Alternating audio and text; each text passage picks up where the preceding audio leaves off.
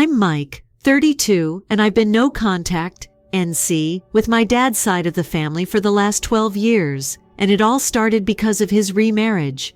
My parents split up when I was about 10. They said they'd fallen out of love, which I get now as an adult. But as a kid, I was heartbroken.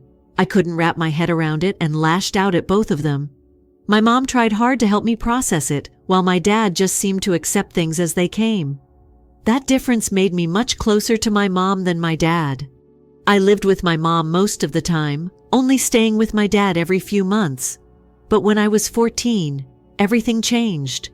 My mom passed away in a car accident, and suddenly, I was forced to live with my dad full-time. It was easily the worst time of my life. I was grieving my mom, and it felt like I was the only one who cared. My dad had already been seeing this woman, Beth. She's 49 now, and they got engaged around the same time my mom passed. He never showed any signs of grief, just focused on his future with Beth. That left me feeling completely alone. Beth wasn't much help either. I was an unexpected addition to their household, and she expected me to fall in line with her rules and accept her as a sort of maternal figure. But that wasn't going to happen. My mom had just died. There was no way anyone was going to replace her in my life. Beth's son, Josh, 30 now, was part of the package too. He was always her top priority. Beth would meddle and try to pull strings to get him better positions on the football team, a bigger role in the school play, typical helicopter mom stuff. To his credit, Josh didn't seem too comfortable with it and would call her out when she went overboard. But even though he was embarrassed, he still got the perks of her interference. It created a weird dynamic in the house. My dad never stood up to Beth, so it was like I was just there, keeping my head down, waiting for the day I could leave. Josh and I were always kind of distant. He was awkward around me, and we didn't really connect. I got through high school, and when it was time for college, I ended up staying in-state at UNC to save money. That meant I kept living with my dad and Beth. I paid rent and helped out with groceries, so I wasn't freeloading. But things got tense when I started dating Laura, 31 now. We met in college, and I'd bring her over to the house often. Everything seemed fine at first, until it became clear that Josh had a thing for Laura. I didn't like it, and I told him to stop acting weird around her. He had this puppy dog crush that made things awkward for everyone. I hoped it would pass, but instead, Josh's infatuation just got worse. His grades slipped, he wasn't doing well on his SATs, and he was acting like a lovesick kid. It wasn't my problem though.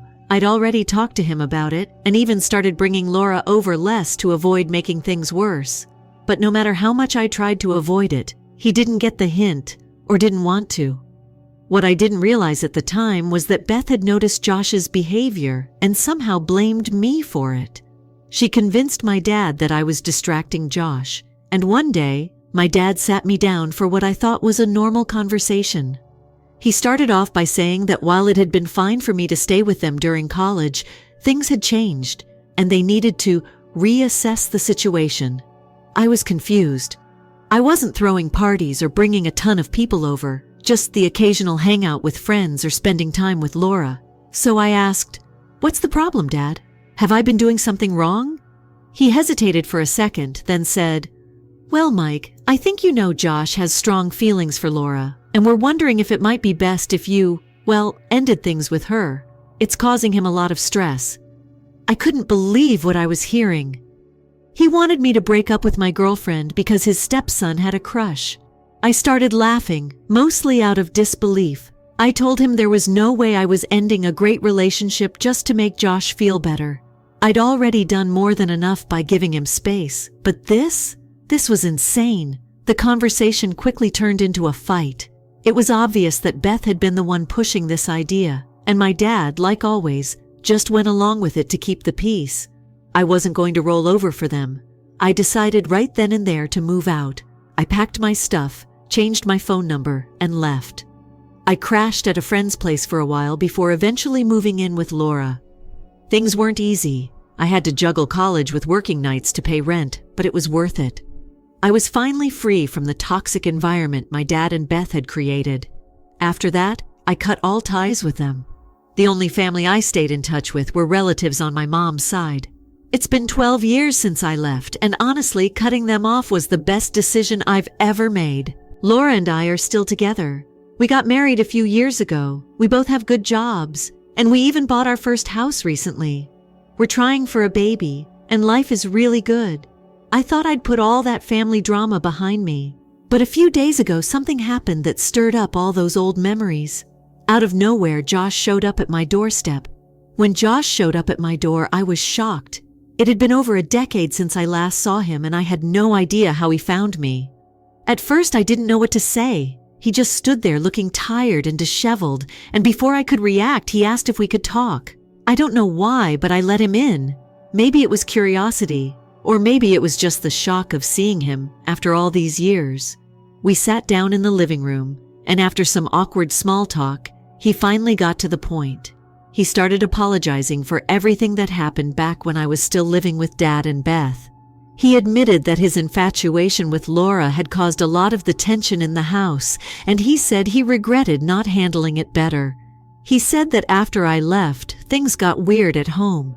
Beth was almost relieved that I was gone, and according to Josh, the house felt cold and distant after that. A few months later, they moved out of state. Josh explained that he never wanted me to leave, and he felt guilty for years because he believed he was part of the reason I cut ties with the family. I could tell he was struggling to get everything out. He even talked about how his life had spiraled after I left. Without me around, things at home weren't great for him either. He said he got mixed up with the wrong crowd in college, dropped out, and had been working random jobs ever since. It was hard to sit there and listen to him talk about how bad things had gotten for him. I hadn't given much thought to how my leaving might have affected him, but hearing it from him now, I could tell he carried a lot of guilt. He also mentioned that Beth never really tried to understand what he was going through. She just kept pushing him to succeed, and when he didn't live up to her expectations, she made him feel like a failure. He finally left home after 10 years of that. Then came the real reason he was here. Josh wanted my help. He said he had been drifting from place to place for years and didn't know what to do with his life. He asked if I could help him get a job where I worked, or at least help him settle in town. He knew he didn't have a degree or any real qualifications, but he seemed desperate. When he said, "I feel like you owe me this," it hit me like a punch in the gut. I just sat there stunned. Owe him? For what? For leaving a toxic situation to save my own sanity? I didn't know what to say. Part of me felt sorry for him. He looked like he was in rough shape, and it was clear that life hadn't been kind to him. But another part of me felt angry. I had spent years putting distance between myself and the people who made my life miserable. I built a life for myself, and now, out of the blue, Josh shows up, asking for help like I'm somehow responsible for how things turned out for him. He stayed for about an hour, catching up and rehashing the past. The whole time I could feel this tension building inside me. I didn't owe him anything. Yes, we were technically brothers because of our parents, but we were never close. We didn't even grow up together in the traditional sense. Still, I couldn't deny the guilt that was creeping in. Josh had gone through his own struggles, and while I had moved on, it seemed like he had been stuck in the mess we both grew up in. After he left, I sat there thinking about everything he said. It was hard to process. When Laura came home, I told her what had happened and we talked it through. She wasn't surprised that Josh showed up, but she made it clear that she didn't want to get involved with any of my dad's family again. She had her own history with them, especially with how uncomfortable Josh had made her in the past, and she wasn't keen on rekindling any of those connections. But she also said something that stuck with me. She told me I didn't have to fix Josh's life for him, but maybe there was a way to help him without getting too involved. She suggested that we offer him some basic help, like pointing him in the right direction to find a job, or giving him a small loan to get back on his feet. Nothing more than that. I was torn. On one hand, I didn't want to be dragged back into the drama that I had spent so long escaping from. On the other hand, I didn't want to turn my back on someone who clearly needed help, even if it was Josh. I knew I wasn't responsible for his life, but it was hard to shake the feeling that I should do something. The next morning, I woke up still thinking about what to do. I wasn't ready to completely shut the door on Josh, but I also wasn't going to let him guilt me into helping him more than I was comfortable with. After reading through a lot of comments and advice online, I came up with a plan. I decided that I would help Josh get started, but only on my terms. I'd give him a little money to get by for a few months and offer some advice on how to find work. But after that, he would be on his own. I wasn't going to get caught up in his life, and I wasn't going to feel obligated to him just because we shared a past. I texted Josh and told him my plan. He thanked me and seemed genuinely appreciative, but I could tell there was still some tension between us. He still seemed to think I owed him more, but I wasn't going to let that get to me. I had done what I could. It's strange how things can come full circle like this. For years I avoided any contact with my dad's family, and now here was Josh, back in my life stirring up all those old feelings. But the truth is, I'm not the same person I was when I left. I've grown, I've healed, and I'm not going to let the past define me. A few months passed after my initial conversation with Josh. I had given him some money to help with rent and groceries, just like I planned.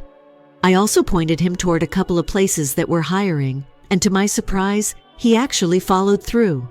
Josh got a job as a junior manager at the local Walmart, and for the first time in years, it seemed like he was starting to get his life together. He texted me a few times, keeping me updated. It felt strange at first to have him in my life again, but I couldn't deny that it was nice to see him doing well. He was going to night school to get his GED, and I started to feel a little more hopeful about his future. I'd be lying if I said I wasn't impressed by how much he had changed in such a short time. But despite all the positive updates, I still couldn't shake the feeling that there was an unresolved tension between us. Every time we talked, it felt like Josh was holding back, like he still expected more from me. That "you owe me" line from our first meeting stuck in my head, and I wasn't sure how to move past it. Laura and I talked about it often. She was cautiously optimistic about Josh's progress, but she hadn't forgotten how uncomfortable he used to make her feel when we were younger. While she was glad he was doing better, she wasn't eager to invite him fully into our lives. I understood where she was coming from.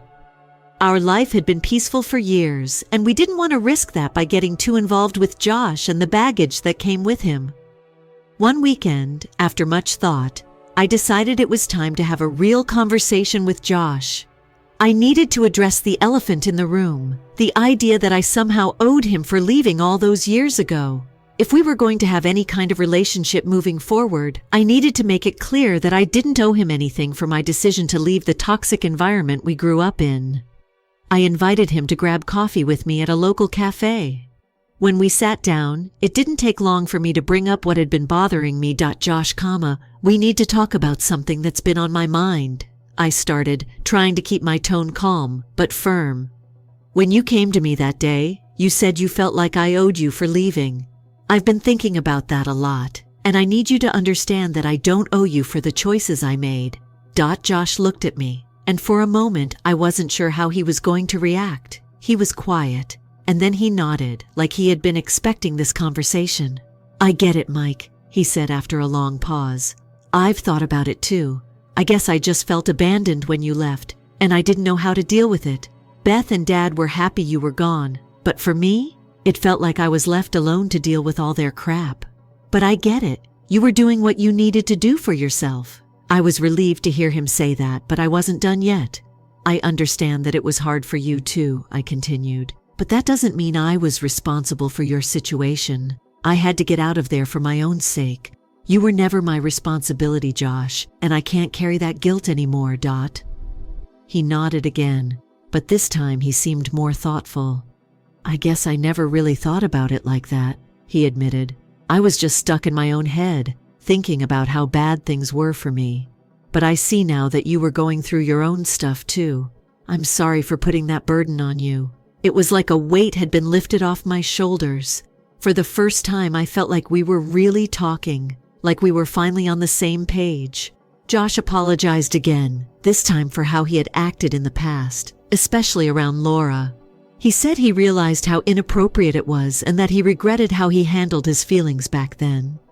I appreciated his honesty, and it seemed like Laura did too.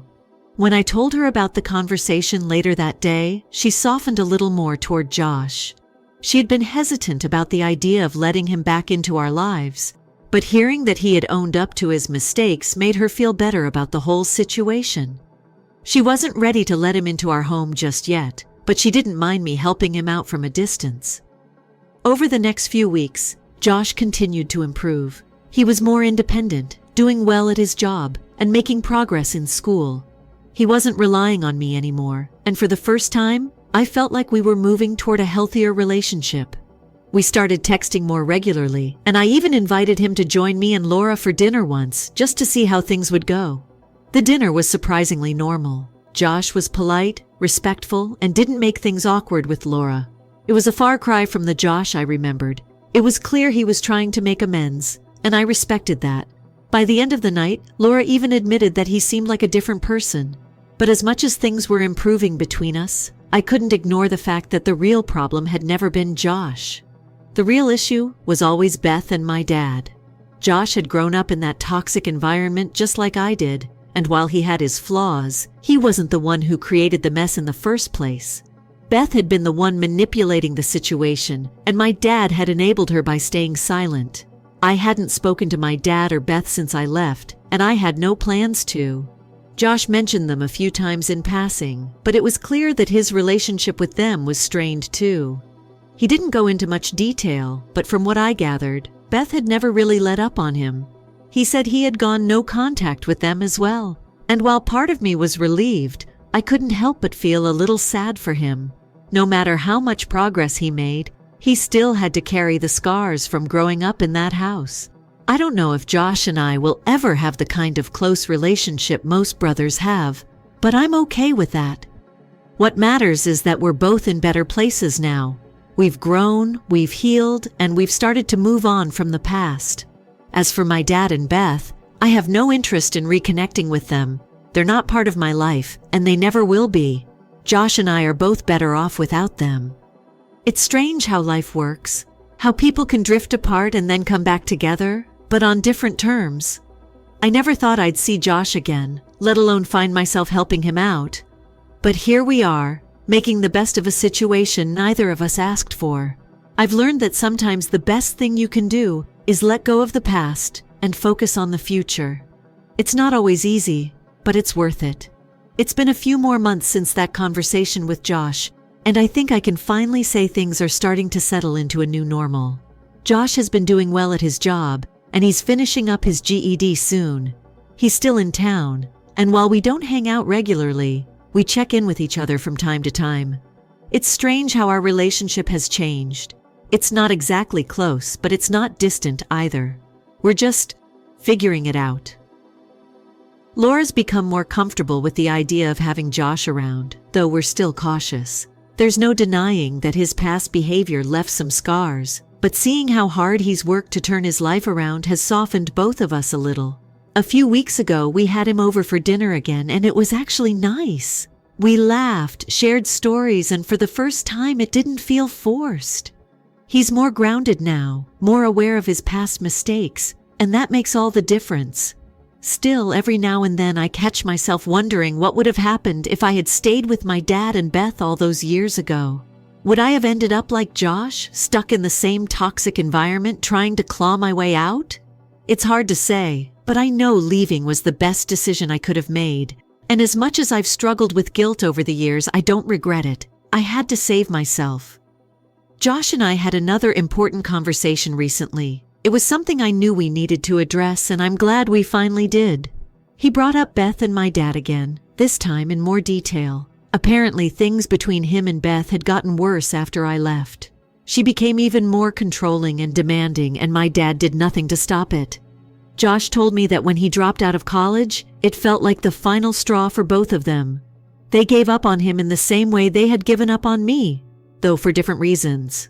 I could see how much that still weighed on him. Even though he'd made the decision to go no contact with them, part of him was still angry that they hadn't been the parents we both needed. It's something we have in common, though I think we've both learned to deal with it in different ways. For me, cutting them off was the clean break I needed to start over. For Josh, it's been harder. He spent more time in that household, and I think the damage runs deeper for him.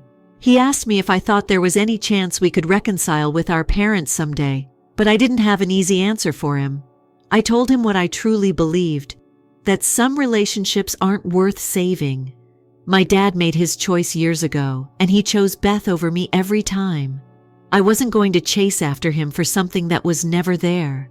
If Josh wanted to pursue that, it was up to him, but for me, the door was closed. I could tell that was hard for him to hear, but he understood.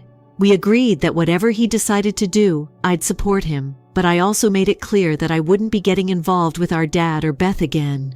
I've built a life without them, and I'm not willing to risk reopening old wounds. In the meantime, life with Laura has been great. We've been focusing on our own future, and we're excited about the possibility of starting a family.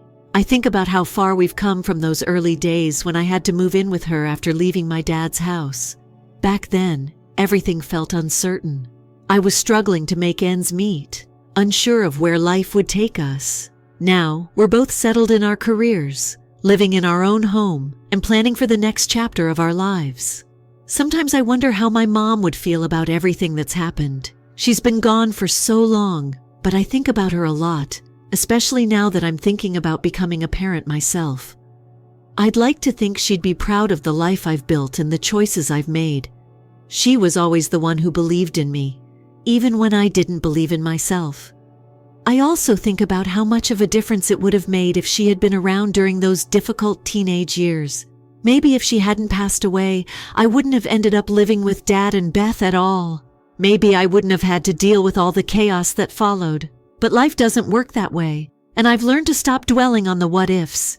What matters is where I am now, and I'm in a good place. Josh is in a better place too. It's not perfect, and I'm sure there are still challenges ahead for him, but he's on the right path. I can see that he's trying, and that means something. He's not the same awkward, lovesick teenager who caused so much tension between us. He's grown, and in his own way, he's trying to make up for the past. We may never have the kind of relationship that typical brothers have, but we've found a way to coexist. We've both moved on from the worst parts of our shared history, and we're trying to build something new. I don't know where this will lead, but I'm hopeful that we can continue to make progress. As for my dad and Beth, they're still out of the picture, and I intend to keep it that way. Some things are better left in the past. I've spent too much time trying to heal from the damage they caused, and I'm not about to invite that kind of toxicity back into my life. They made their choices, and I've made mine. In the end, I'm just grateful for the life I have now. I'm surrounded by people who love and support me, and I've built a future that I can be proud of. No matter what happens with Josh, I know that I'm in control of my own happiness.